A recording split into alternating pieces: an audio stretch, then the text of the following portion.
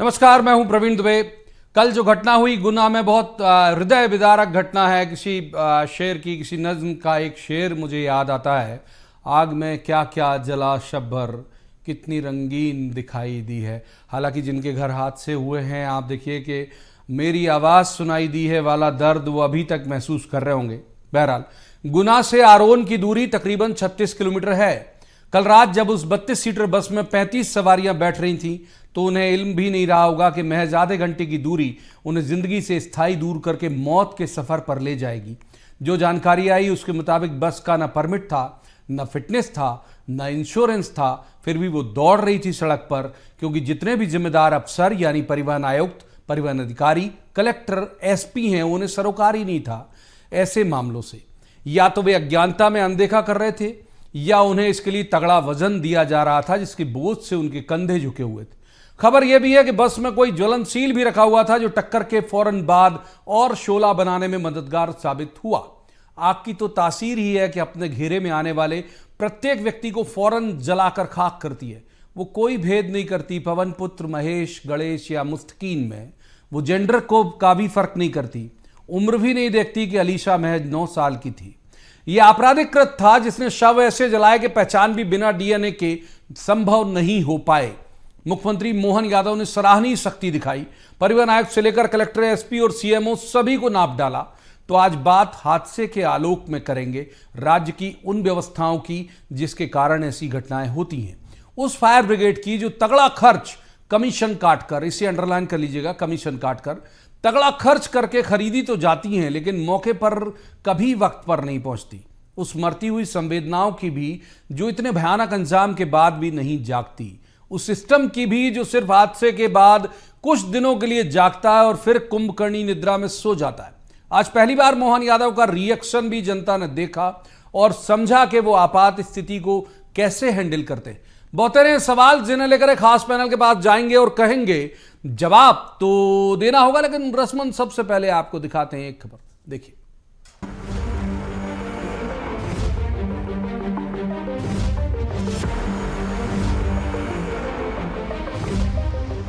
गुना से आरोन यदि आप सड़क मार्ग से जा रहे हैं तो बमुश्किल 45 मिनट में आप अपने लक्ष्य पर पहुंच सकते हैं।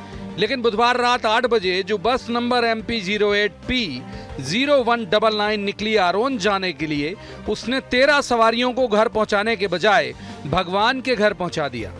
32 सीटर बस में 35 यात्री सवार थे। डंपर के साथ हुई तेज भिड़ंत में बस शोला बन गई और उसके अंदर ही बहुत सारे यात्री झुलस कर मर गए। कहा जा रहा है कि बस के अंदर ऐसा कोई ज्वलनशील रखा हुआ था जिसने टक्कर के बाद आग पकड़ ली और बस तंदूर बन गई। अंदर भुन गए अर्जुन, गणेश, महेश, पवन पुत्र भी और मुस्तकीन, अलीशा सहित 13 लोग भी। वैसे भी आग कहां जेंडर या धर्म देखती है, उसका तो काम है राख में तब्दील करना।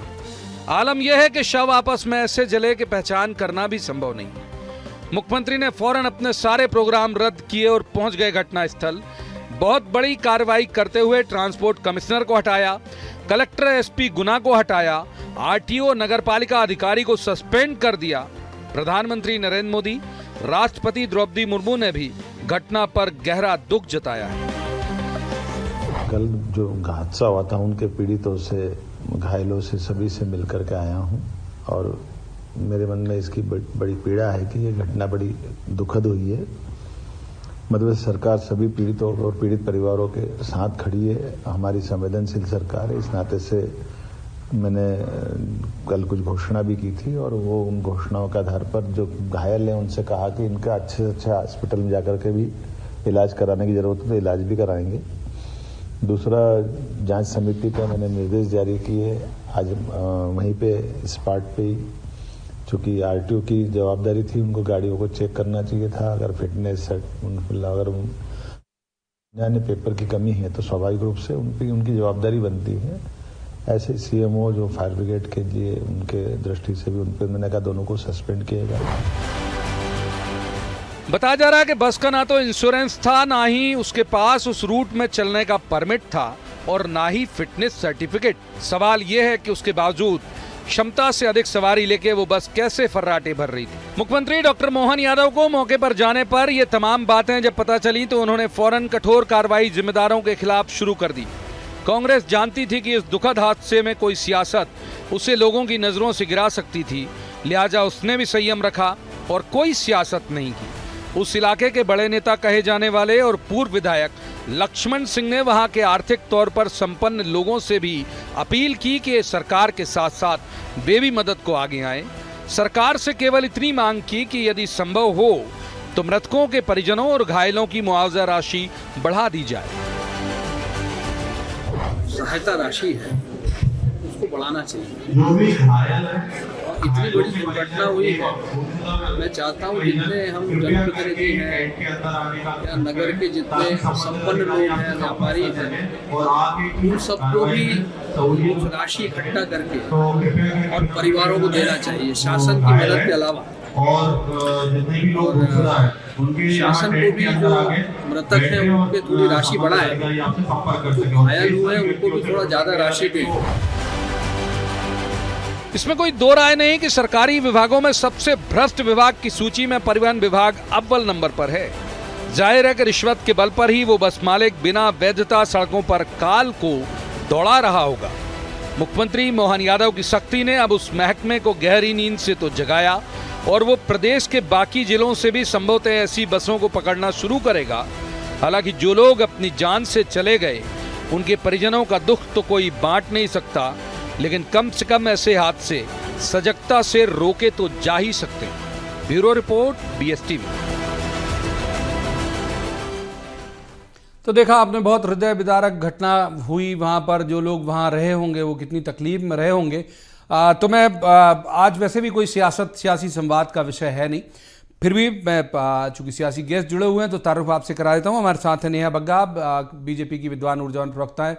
बहुत स्वागत है नेहा जी का। दूसरे मेहमान है भूपेंद्र गुप्ता, ये कांग्रेस के विद्वान ऊर्जावान प्रवक्ता हैं। भूपेंद्र जी का भी बहुत स्वागत। और तीसरे मेहमान है सरमन नगेले, वरिष्ठ पत्रकार हैं, बहुत अच्छे राजनीतिक विश्लेषक हैं। सरमन जी का भी बहुत बहुत स्वागत है। शुरुआत कर लेते हैं पहले आज भूपेंद्र जी से। भूपेंद्र जी, सराहना करूंगा मैं वाकई इस बात को लेके कि अमूमन ऐसे हादसों में गवर्नमेंट के खिलाफ विपक्ष खड़ा हो जाता है। मैंने लक्ष्मण सिंह जी की अपील सुनी, बहुत अच्छी अपील थी कि गवर्नमेंट जो करेगी, जो संपन्न लोग हैं उनको भी साथ में आना चाहिए। इस हादसे को लेकर आपकी टिप्पणी। साधारण घटना है ये दो तरह से। इसमें एक तो ये कि सरकार को जो संवेदनशीलता दिखानी चाहिए थी वो सरकार ने दिखाई, ये एक अच्छा एक जेस्चर है। और मुख्यमंत्री जी वहां पर पहुंचे स्पॉट पे और उन्होंने जो है सहायता करी। दूसरी चीज मैं कहना चाहता हूं कि इस तरह के कई एक्सीडेंट मध्य प्रदेश में हुए हैं। आपको याद हो कि जब नौगांव के पास ये पिछली बार छतरपुर और ये पन्ना के बीच में एक बस जल गई थी और उसमें करीब जो 3 दर्जन लोग खाक हो गए थे, तब भी जो है समस्या एक ही निकली थी जो अभी आपने इंगित की है कि वो बिना परमिट के और बिना फिटनेस के रन कर रही थी। सीधी में बस जो नहर में समाई थी उसके साथ भी यही था मामला। तो दरअसल जो है इन चीजों पर सरकारें जो थोड़ी देर के लिए चिंतित होती हैं या थोड़ी देर के लिए काम करती हैं और वापस सिस्टम पूरा उसी ढर्रे पर आ जाता है, इसके लिए थोड़ी सख्ती दिखानी चाहिए। अभी जो है मुख्यमंत्री ने जो सख्ती दिखाई है वो सख्ती जारी रहे, ऐसी हम अपेक्षा करते हैं। और दूसरी कुछ और पर्याप्त राशि अगर उनके लिए बढ़ाई जा सकती है तो उन्हें बढ़ाई जानी चाहिए। और जो घायल हैं उनको उचित चिकित्सा सही समय पर मिल जाए, अच्छे से अच्छे सेंटर पर मिल जाए। अगर गुना में संभव नहीं हो तो उन्हें ग्वालियर मेडिकल कॉलेज या भोपाल में स्थानांतरित किया जा सकता है ताकि उनकी जान बचाई जा सके। ठीक है, नेहा जी शायद हमारे साथ जुड़ गई हैं। शुरुआत में कुछ तकनीकी दिक्कत थी। नेहा जी, जैसे हमने शुरुआत में ही कहा था कि आज का सियासी संवाद का दिन हालांकि है नहीं, बहुत ही हृदय विदारक घटना है। जब गवर्नमेंट ने बहुत सराहनीय सख्ती भी दिखाई, हमने कहा भी ये बात कि बहुत सराहनीय सख्ती दिखा के उन्होंने सब एक्शन लिया। अब ये उम्मीद करना चाहिए कि ऐसे हादसे कम से कम आगे रोके जा सकेंगे।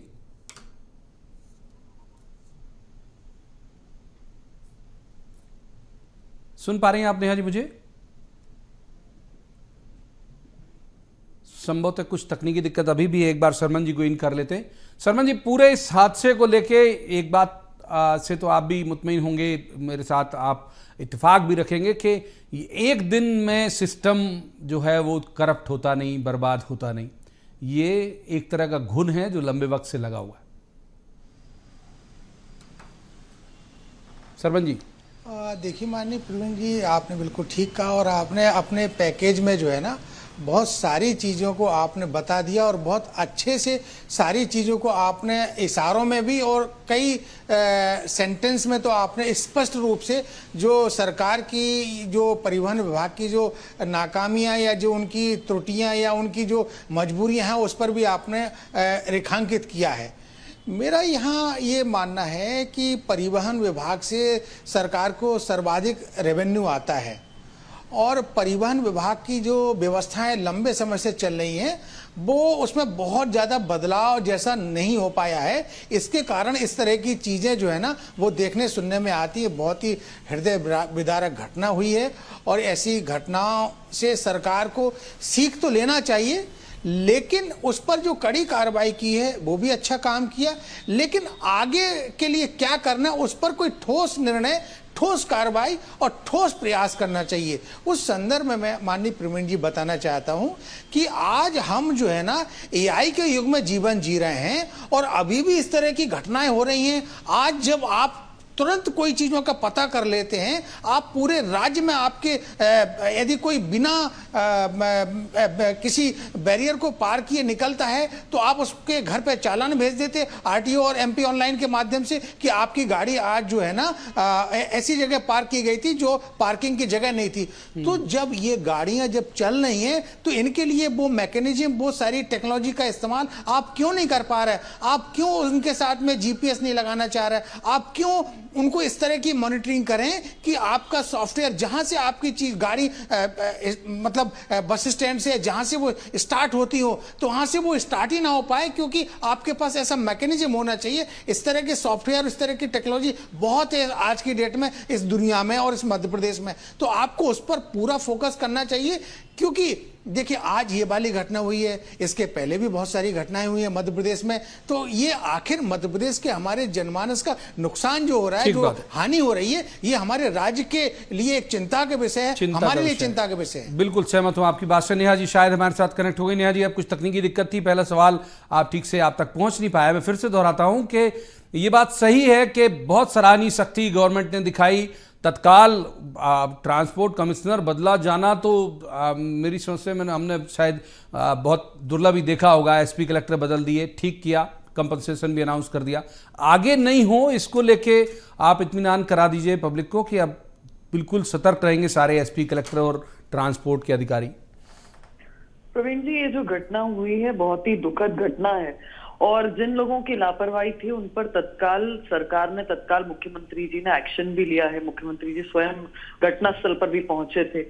ये बात तय है कि आने वाले समय में अब इस प्रकार की घटना की पुनरावृत्ति ना हो, इसको लेकर सरकार सजग भी है और सतर्क भी है और साथ में जो कड़ी से कड़ी कार्रवाई मिसाल बन सके वो करने को तैयार है। और इसीलिए हमने देखा कि जिले के जो क्षेत्रीय परिवहन अधिकारी हैं रवि बलेरा, उनको तत्काल सस्पेंड किया गया है। नगर पालिका अधिकारी जो बीडी कतरोलिया हैं उनको सस्पेंड किया गया है फायर ब्रिगेड समय पर ना पहुंचने के लिए। आरटीओ, सीएमओ, इन सबको और कलेक्टर्स को भी निर्देश दिया है कि जो भी गाड़ियां बिना परमिट के चल रही हैं उन लोगों पर सख्त कार्रवाई की जाए। मासूम लोगों की जान जाती है और इस प्रकार के जो लोग बीच में लापरवाही करते हैं, उनकी लापरवाही की वजह से कई परिवार तबाह हो जाते हैं। सरकार इस बात को समझती है, भारतीय जनता पार्टी इस बात को समझती है और इसको तय किया जाएगा, इसको सुनिश्चित किया जाएगा कि इस प्रकार की घटनाएं ना हो। अभी मैं सुन रही थी कि एआई का इस्तेमाल हो सकता है और वाकई में आज का जो युग है उसमें भारतीय जनता पार्टी की सरकार नई टेक्नोलॉजी का सहारा भी लेगी और इस प्रकार से जो मॉनिटरिंग की प्रक्रिया है उसको आगे बढ़ाएगी कि तकनीक के साथ में आज समय अनुसार किस प्रकार से जो लोगों का जीवन है वो सुरक्षित हो और इन लोगों पर कार्रवाई हो सके जो अपनी मनमानी आज तक चला रहे हैं या बार बार कार्रवाई होने के बाद भी बाज नहीं आते, दोबारा से इन गाड़ियों को लेकर सड़कों पर उतरते हैं। ठीक है, एक बार भूपेंद्र जी को इनकर लेते हैं। भूपेंद्र जी, गवर्नमेंट चाहे किसी की हो, जैसे मैंने शुरुआत में कहा था कि आज सियासी संवाद वाला दिन है भी नहीं, गवर्नमेंट किसी पार्टी की हो, ये जो आम मतलब सिस्टम जो करप्ट हो रहा है, सिस्टम जो चौपट हो रहा है, करप्ट से आशय मेरा सिर्फ पैसे से आर्थिक भ्रष्टाचार की तरफ नहीं है, मानसिक का भी है कि तत्काल दौड़ना, तुरंत दौड़ना, फायर ब्रिगेड अगर समय से पहुंच जाती, हम कयास तो लगा ही सकते हैं कि ये होता तो ऐसे होता, तो हो सकता कुछ बच जाते, वो लेट गई, जैसे सीएम ने तुरंत सस्पेंड इसी वजह से किया सीएमओ को। तो ये जागरूकता जनता में भी तो जरूरी है कि वो उस दर्द को महसूस तो करे कम से कम। क्या संवेदना मर रही है समाज की? क्या लगता है आपको? तो ये समाज तो चैतन्य होके सामने आता है, लेकिन जो सिस्टम है, सिस्टम अगर मान लीजिए कि एक तरह से इम्यून हो जाता है, तो सिस्टम के लिए एक हमें नीति बनानी चाहिए, सुसंगत नीति हो जो सिस्टम को बांधती हो, सिस्टम को जो है इस तरह से दंडित करती हो। मैं आपको याद दिलाना चाहूंगा, हालांकि मैं मतलब चाहता नहीं हूँ कि कोई इस पर जो है सियासी बात करूं, और मेरी संवेदनाएं उन परिवारों के साथ, बहुत दुखद घटना है ये, लेकिन मैं आपसे कहूं कि जैसे जो घटना जब घटी थी, चाहे वो सिटी की घटना हो, चाहे जो है वो पन्ना वाले रूट की जो घटना हो, उनमें जो है लोग दंडित नहीं किए गए, बल्कि बाद में पुरस्कृत हुए, उनका जो है प्रमोशन हो गया। तो ये जो घटना, इस तरह से लोगों को एनकरेजमेंट मिलती है, उनको प्रोत्साहन मिलता है। आज की घटना में जो शासन ने जो अपना कर्तव्य निर्वहन किया है, वो निश्चित रूप से मैं उनको धन्यवाद देता हूँ, लेकिन आगे जो है एक सुसंगत नीति बननी चाहिए, और उस नीति के आधार पर ये काम होना चाहिए। इस डिपार्टमेंट में बहुत ही ज्यादा, जिसको कहना चाहिए, ऐसी बाधाएं हैं जिनके कारण इन पर फिर कभी हम आपसे चर्चा करेंगे, लेकिन आज इस घटना पर हम सब दुखी हैं और हम सब लोग संवेदना व्यक्त करते हैं, और कांग्रेस पार्टी भी चाहती है कि पहले उन परिवारों का व्यवस्थापन हो, उनको अच्छा इलाज मिल जाए, और इस मामले में सरकार सजगता से आगे आए और अच्छे से अच्छे सेंटर पर, जहां पर उनकी जान बचाई जा सकती है, वहां उनको रेफर किया जा सकता है। तो ये बात आज होनी चाहिए। बाकी बातें हम फिर कभी करेंगे, और एक अच्छा दृश्य ये है कि सरकार अभी स्थापित हुई है और मुख्यमंत्री जी ने तत्काल इस पर जो है अमल किया है, और उन्होंने इसकी गंभीरता को समझा है, और ये आगे भी इसी तरह की बात जारी रहे और तब अच्छा होगा। ठीक है शरवण जी, एक बात सीएम के रिएक्शन की, मतलब हमें उनकी फंक्शनिंग एज मिनिस्टर हम आप सब देखते रहे, एज सीएम जो है वो अभी देखने मिला कि भाई उन्होंने सारे प्रोग्राम कैंसिल किए, बाद चले गए। ट्रांसपोर्ट कमिश्नर अमूमन नहीं हटते, उन्होंने ट्रांसपोर्ट कमिश्नर से लेके तमाम लोग हटा दिए, कलेक्टर एसपी बहुत दन डिसीजन लिए, पहले कंपनसेशन अनाउंस किया, फिर ये किया। तो एक ये मैसेज उनकी फंक्शनिंग का भी बड़ा लाउड एंड क्लियर चला गया, आपको नहीं लगता पब्लिक के बीच कि ऐसे होगा? डॉक्टर मोहन यादव को अपनी छवि, अपनी प्रशासनिक क्षमता और अपनी राजनीतिक वर्चस्व को दिखाने के लिए इस तरह के निर्णय लेना होंगे, और उन्हें जो निर्णय लिया है बहुत अच्छा लेना होगे, और उन्हें जो निर्णय लिया है बहुत अच्छा लिया है। इसके लिए उनको धन्यवाद कि कम से कम उन्होंने उन गरीब परिवारों को जो उसमें वो घटना में, जो दुखद घटना में जो शामिल थे, उनके प्रति उन्होंने संवेदनाएं दिखाई। लेकिन देखिए माननीय प्रवीण जी, माननीय मुख्यमंत्री जी गए, मुख्यमंत्री जी ने आदेश दिया, सारे के सारे लोगों को सस्पेंड कर दिया, लेकिन यदि मध्य प्रदेश के मंत्रिमंडल में विभागों का बंटवारा हुआ होता समय से, और यदि कोई परिवहन मंत्री होता, तो परिवहन मंत्री आज उन परिवारों के साथ में, जहां उनको इलाज की जरूरत होती, तो साथ में रहना चाहिए था। मेरी जानकारी में नहीं हो सकता किसी मंत्री को उन्होंने डिप्यूट किया हो कि जो उनका पूरी की पूरी व्यवस्था देखे। ये मेरा एक व्यक्तिगत मानना है कि जब आप इतना बड़े प्रयास कर रहे हैं और आपने निर्णय बहुत अच्छा लिया है, तो इस तरह की भी चीजें करने से, देखिए जब तक कोई सरकार का कारिंदा, सरकार का बड़ा मंत्री या प्रशासनिक अधिकारी या विधायक या सांसद साथ में नहीं रहता, तब तक जो हॉस्पिटल के लोग या बाकी लोग जो है ना, वो उतनी उसमें सक्रियता, उतनी स्पीड नहीं दिखा पाते, वो कैजुअल उन सारी चीजों को लेते हैं। तो इसमें एक पक्ष ये भी है,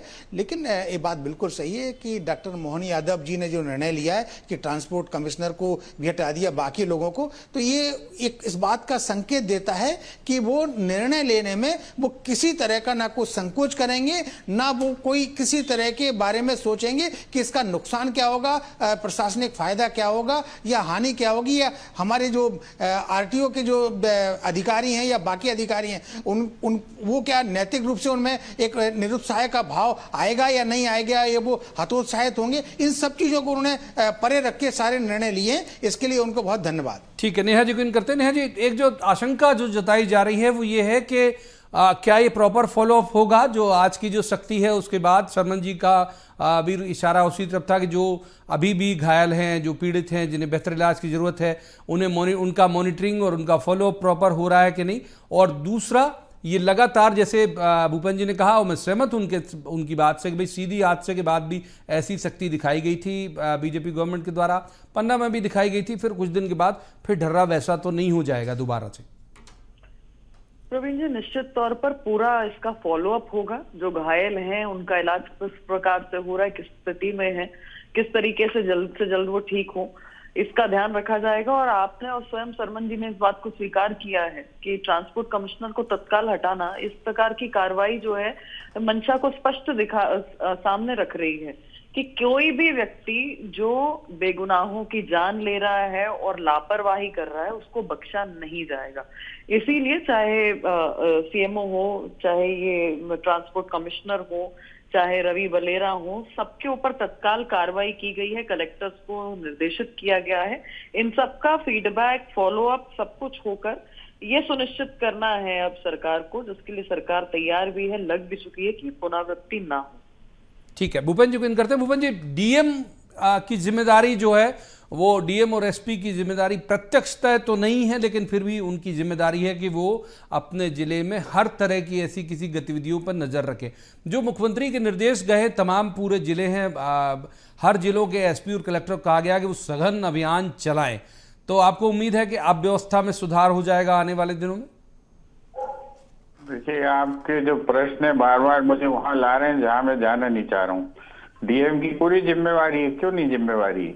उसका फर्ज होता है कि वो देखे कि उसके जिले में जो है कोई अनफिट जो है गाड़ी चल तो नहीं रही है।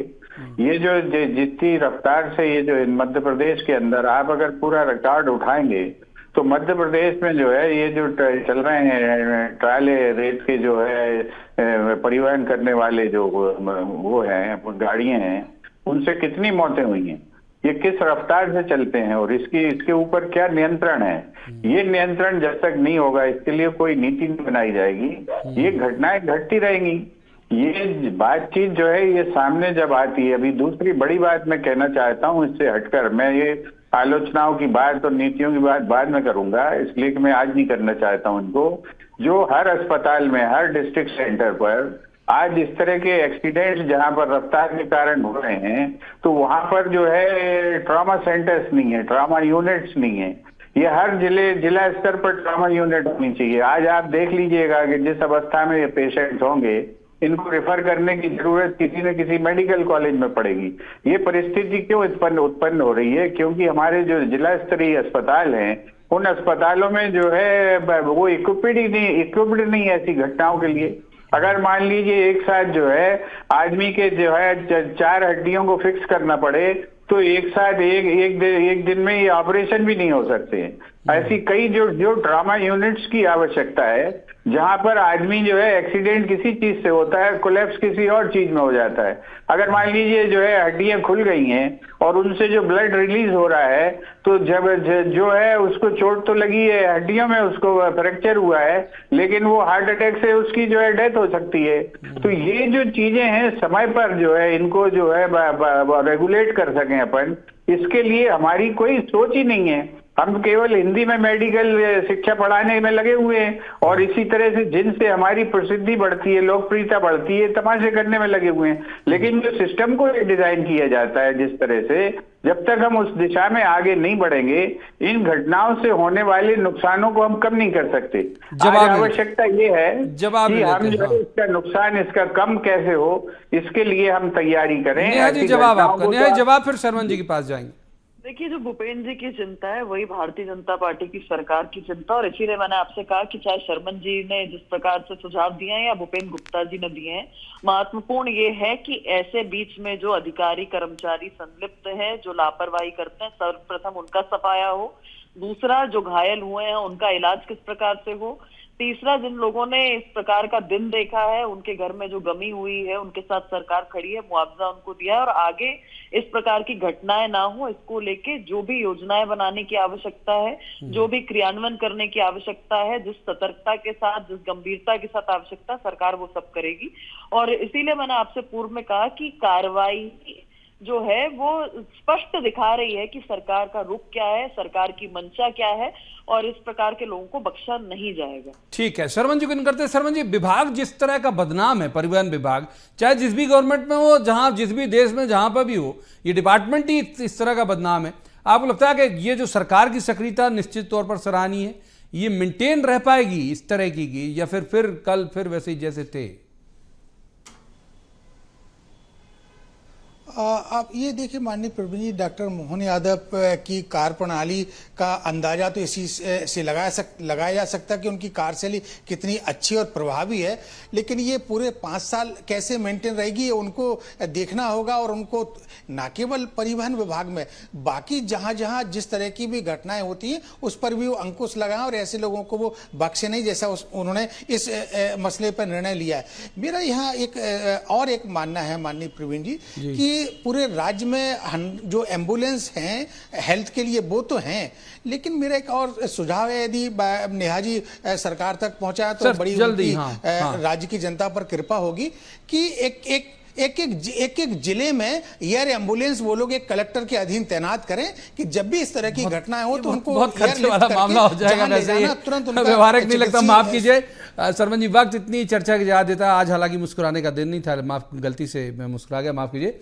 बहुत बहुत शुक्रिया तीनों मेहमानों का इस चर्चा में शामिल होने के लिए। लेकिन ये बात सही है कि सरकार बहुत ज़्यादा अगर सराहनीय सख्ती दिखा रही तो सिस्टम को भी वैसे ही जागृत होना पड़ेगा। भूपेंद्र जी की बात से भी मेरी सहमति है कि जिले के अस्पतालों को इतना सुदृढ़ कम से कम कर दिया जाए कि जब ऐसी आपात स्थिति बने तो फिर वो उससे उस तरह से तो निपट सकें कि कैजुअलिटी कम हो जाए। उम्मीद की जानी चाहिए कि आने वाले दिनों में इस तरह के कोई हादसे नहीं होंगे। आज की चर्चा में इतना ही। कल किसी खास मसले पर खास पैनल के साथ बैठकर कहेंगे जवाब तो देना होगा। आप देखते रहिए BSTV।